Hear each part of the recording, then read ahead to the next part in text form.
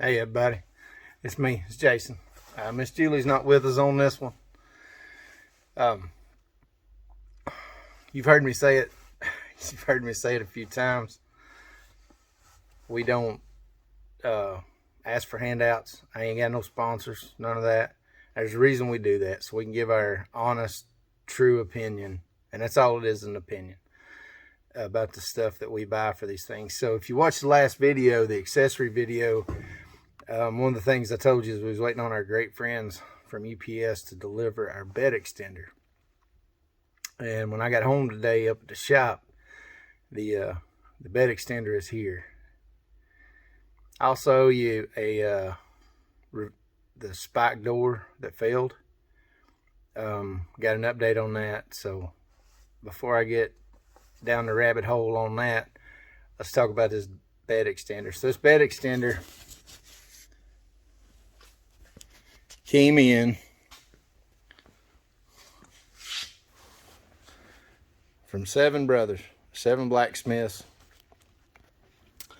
and wasn't really excited about it. It is one of the cheaper on the market.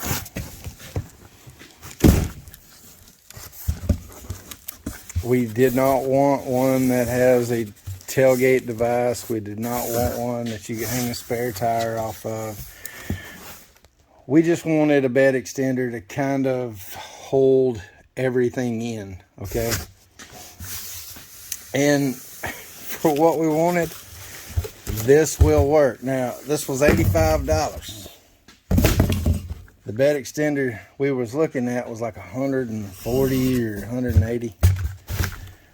But I'm gonna tell you right out of the box. So the box was damaged. I don't really care about that. Seems like everything these days that shows up off of a brown or white truck is beat up. But one of the problems I've got is this thing showed up. I mean, it's just mangled. The paint is horrible on it. The powder coating is horrible. It's got all kinds of skint places that had nothing to do with shipping. It was sent out like this. All right. You've got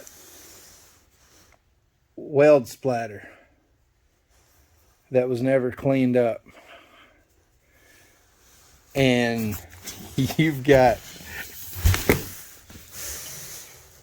joints that aren't mitered. I mean, they just took a piece of 3/8 solid stock, bent it, and welded it, and welded the gap, okay?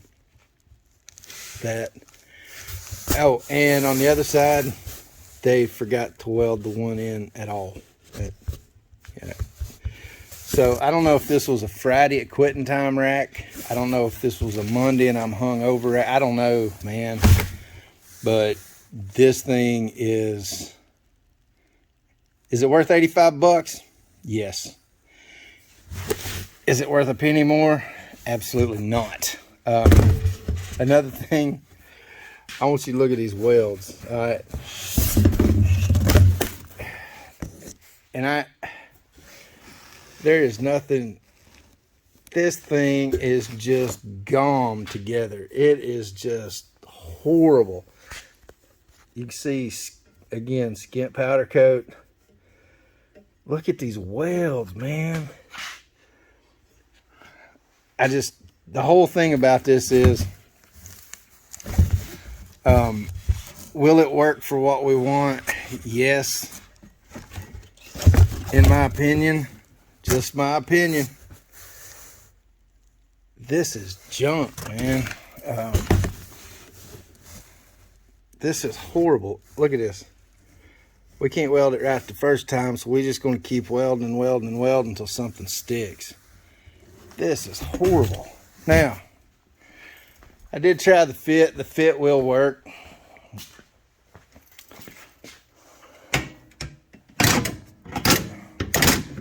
It actually fits really good. I have no problem with the fitment. So it works off of these 2 factory roll bar bolts right here. And they did They did send some longer bolts with it. I don't know that the factories won't work. And then if you've got a Talon, you know about this little pan right here. But it's got the bolts that are on that pan actually work as your bottom bolts.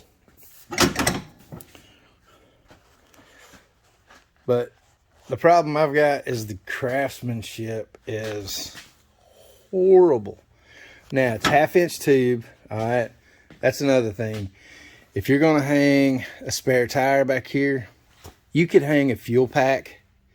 You could hang a water pack or something. I mean, it's 1/2-inch tube. It's solid. Plate metal looks to be 1/8 inch. But the porosity in the welds, the fish eyes, the undercut, I mean, there is no pride taken in building this unit. This thing is just slammed together. But like us, we just wanted a little extra added security. The cooler sits here. And if there was to be a strap failure or something, we just wanted some kind of security because our cooler hangs all the way to the back. When we're done, the cooler is going to come right up to here. We just wanted some kind of added security that if a strap broke or something happened, that the cooler, we weren't going to lose the cooler on trail 22 and not know about it till trail 84. But honest review, I mean, yeah, it will work, but the craftsmanship leaves so much to be desired. It is horrible. And the minute, you know, and when you see us on the trail, you can call me out on it. Come up and look at this thing. Any kind of QC would have caught these BBs that didn't get cleaned off. It's just horrible. It wouldn't have took just a second to went through with a flapper wheel, a tiger paw, and clean these up to where, it was presentable. But again, $85. So you get what you pay for. This right here is an advocate for that saying, you get what you pay for. So disappointed. Okay, here, and we just didn't do it. We just, it don't matter. They'll never know. All right, the spike door, the spike upper. We had the failure on the trip, and the update I owed you. Those guys really jam up. I mean, from the time I called, we started emailing. I sent them. I had to send them 4 pictures, condition of the door. I had to send them my receipt of, and I bought the doors through UTV Direct, so I had to send them my shipping information, confirmation number, and all that. And then I had to send them. There's a white tag that tells them the lot number and this, that, and the other. And I talked to him Monday, and I'm like, hey, we got an update. And he's like, yeah, they shipped. So the doors have shipped. They're on their way. It's just the skins. I'm going to have to reskin the frame, but that's fine. It's just, I think, 7 rivets, and have to disassemble everything. But they've stood behind it. So the New Year's ride, we got home. I give it a day or two. I think I started this process on the 3rd. I mean, we're talking a week, business week. And I got new skins on the way. Skins are shipping from, I think, Connecticut. With the COVID and the lack of postman, blah, blah, insert excuse here, I should have them Saturday this week. I'll do an update once we get the new skins. Probably do a video on the whole process, de-skinning it, re-skinning it, and all that. But spike upper doors, their customer service is top shelf. From dang, we got a problem to wow. So they really handle it, and I appreciate it. That's my update on spike uppers and this janky little thing right here. Let me tell you something. This same company, I'll tell you how I got here. This same company, for the Colorado trip we're taking, I want to take my dual sport, but our toy hauler won't support both a dual sport and the Talon, and we're taking them both.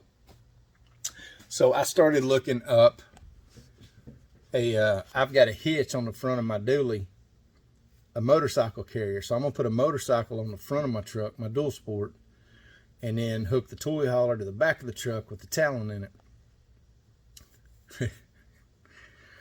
Seven Blacksmiths makes a motorcycle carrier, a rack, that took me down the path of checking into them, and upon looking at all that, I found this $85 bed extender and ordered it. Just pulled a pin on it, because you all know, if you've done research, they're $150 plus, $120 plus, and if you want one to match the roll bars, you're getting up to $300 range. You want one that tailgate adapter and all that, I mean, they just, whatever you want to spend.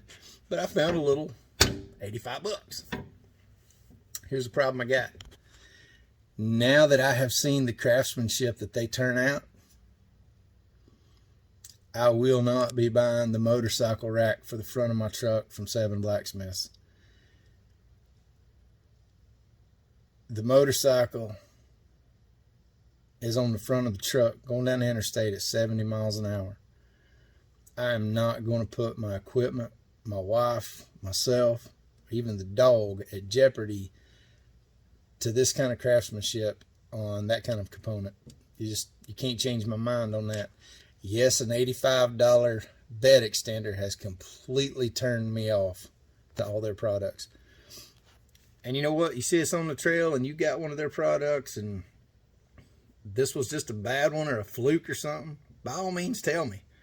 But the way I see it, they're off the list. Hey, I won't be buying another product that's got that name on it. All right, y'all. I appreciate it, listening to my rants. Y'all be safe. Thanks for hanging out. Like and subscribe. We doing this. Y'all hang out and hang on.